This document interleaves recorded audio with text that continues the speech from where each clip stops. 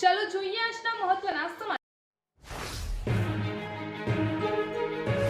Instagram પર railway ટ્રેકનો video upload કરી good bye my life sorry my wife લખી આત્મહત્યા કરવા નીકળેલા એક કિશોરને મહેસાણા શહેર એ ડિવિઝન પોલીસે ગણતરીના કલાકોમાં શોધી કાઢી મોટી હોનારત ટાળી છે। પોલીસે આ કિશોરનો યોગ્ય કાઉન્સેલિંગ કરી સમજાવટ બાદ તેને સુરક્ષિત રીતે તેના વાલી વારસાને સોંપીને પ્રશંસનીય કામગીરી કરી છે। વડનગરના સુપ્રસિદ્ધ અને ઐતિહાસિક હાડકેશ્વર મંદિરમાં વર્ષ 1991થી ચાલી આવતો વિવાદ હવે ચરમસીમાએ પહોંચ્યો છે।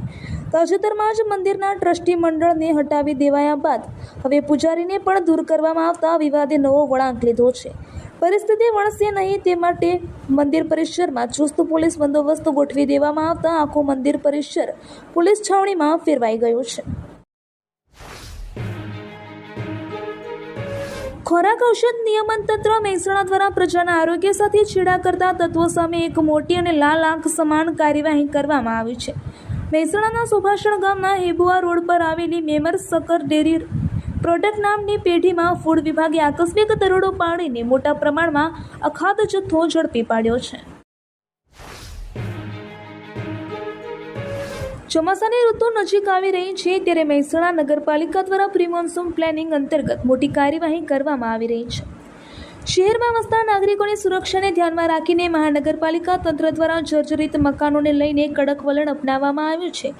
ચોમાસા દરમિયાન કોઈ અનિચ્છનીય ઘટના ન ઘટે તે માટે તંત્ર દ્વારા લેવાયેલા મહત્વના નિર્ણય અંતર્ગત ભયજનક મકાન માલિકોને 7 દિવસની નોટિસ ફટકારવામાં આવી છે।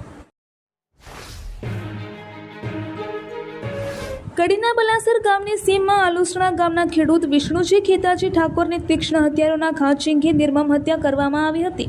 નોનવેજની લારી ચલાવતા શખ્સ મોહમ્મદ નોમને તેમને ત્યાં ખાવા આવતા વિષ્ણુજી ઠાકોરની એક્ટિવા પર લિફ્ટ લઈને લૂંટના ઈરાદે હત્યા કરી હતી।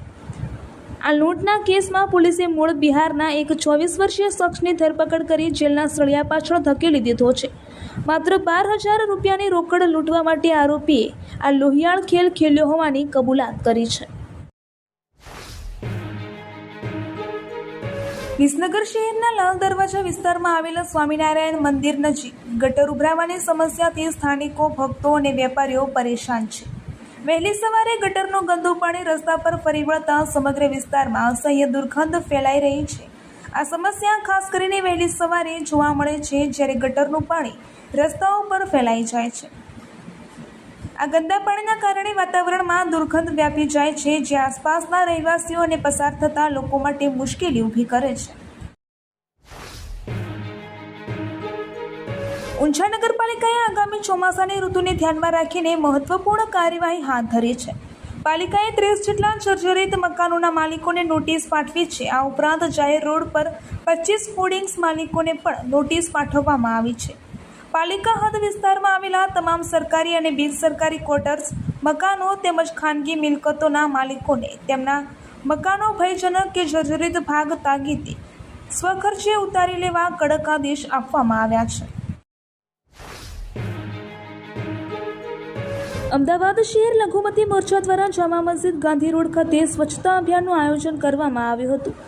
અવિરત 12 વર્ષ વિશ્વાસ, વિકાસ અને જનકલ્યાણ પ્રધાનમંત્રી શ્રી નરેન્દ્રભાઈ મોદીજીના નેતૃત્વમાં સેવા, સુશાસન, વિકાસના 12 વર્ષ પૂર્ણ થવાના અવસરે અમદાવાદ શહેર લઘુમતી મોરચાના પ્રમુખ રાઉફ બંગાળી, મહામંત્રી શેરુખાન પઠાણ અને કાર્યકર્તાઓ દ્વારા સ્વચ્છ સુંદર શહેરના નિર્માણ કાર્યમાં નાગરિકોની ભાગીદારી મહત્વપૂર્ણ છે।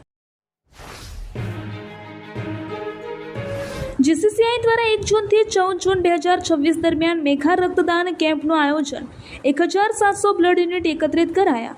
વિશ્વ રક્તદાતા દિવસની ઉજવણી નિમિત્તે Gujarat chamber of commerce and industries દ્વારા મહાજન સંકલન ટાસ્ક ફોર્સના માધ્યમથી સંલગ્ન એસોસિએશનો, ઉદ્યોગો, ક્લબો અને કોર્પોરેટર સંસ્થાઓના સહયોગથી 1 જૂનથી 14 જૂન 2026 દરમિયાન સફળતાપૂર્વક મેઘા રક્તદાન અભિયાનનું આયોજન કરવામાં આવ્યું હતું।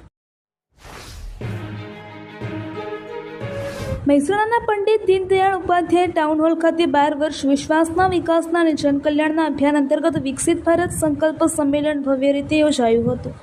ભારતીય જનતા પાર્ટી સહિત IMA credit chemist association, GIDC અને રોટરી જેવા વિવિધ સંગઠનોના સહયોગથી આયોજિત આ કાર્યક્રમમાં જિલ્લાના પ્રબુદ્ધ નાગરિકો, ઉદ્યોગપતિઓ અને વિવિધ ક્ષેત્રના નિષ્ણાતો મોટી સંખ્યામાં ઉપસ્થિત રહ્યા હતા. આ અવસરે મહેસાણાના પ્રભારી મંત્રી શ્રી પ્રવીણભાઈ માળી અને પૂર્વ કેબિનેટ મંત્રી શ્રી ભૂપેન્દ્રસિંહ ચુડાસમા સહિતના મહાનુભાવો અવિરત વિકાસના 12 વર્ષ સંદર્ભે આયોજિત પ્રદર્શનનું ઉદ્ઘાટન કરીને દેશના સર્વાંગી વિકાસ અને આગામી 25 વર્ષના રોડમેપ અંગે મહત્વપૂર્ણ માર્ગદર્શન આપ્યું હતું.